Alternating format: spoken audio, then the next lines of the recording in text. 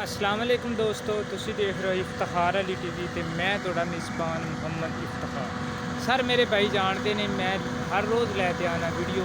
Sir एक मेरा farmer है, मैं इन्हां दे फार्म ते आना। ये जनाब को तैयार करवा रहे हैं सैलज आरफ वाले दे नाल। सर अल बरकत फार्म वाले है ने उन्हां दी सारे मशीन हैगी ते ए जनाब तुसीं मकई देख रहे हो सने छलियां जनाब। ये आपका मकई जनाब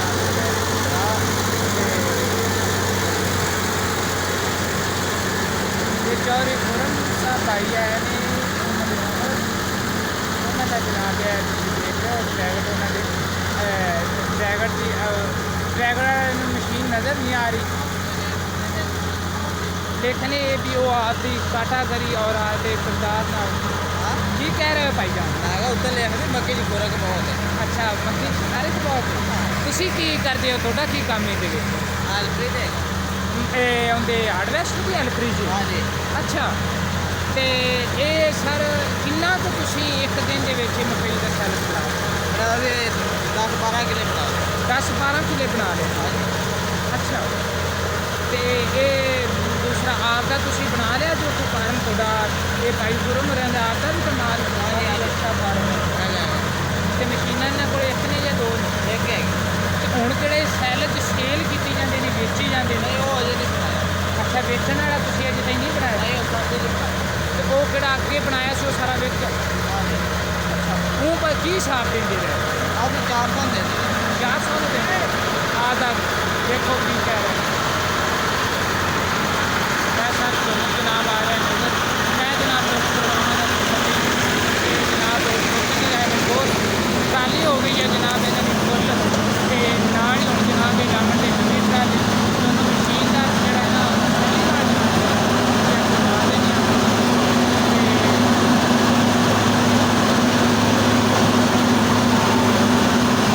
अजे तक इन्होंने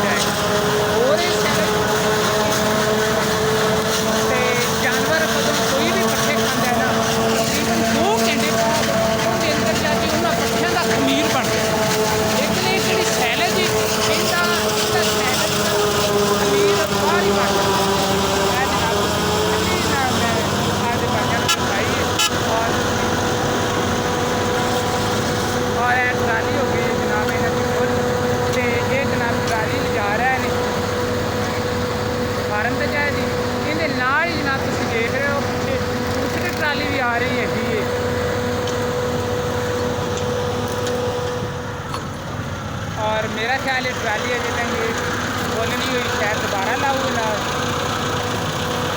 हाँ बोलनी अजे तक ट्राली हुई और देखो सिस्टम लो जी सर। मैं उम्मीद रखा कि मेरी अज की थोड़ी सैलज वाली जी वीडियो दोनों आएगी सर पसंद। अगर पसंद आए सर तुम लाइक भी करना तो शेयर भी करना तो साढ़े आरब वाले काफ़ी तादाद नाल ना जी हैगी ना मकई इनकी घट होती है ते और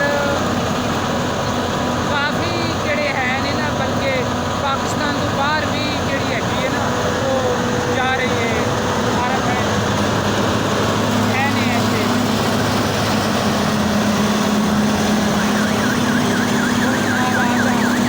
तैयार करके बाहर भेजते हैं और है जनाब देख रहे हो लो सारे के नाल ही मैनू भी होती इजाजत इंशाल्लाह मिलांगे अगली वीडियो फिर रखेंगे सर मैनू दुआवां दे विच याद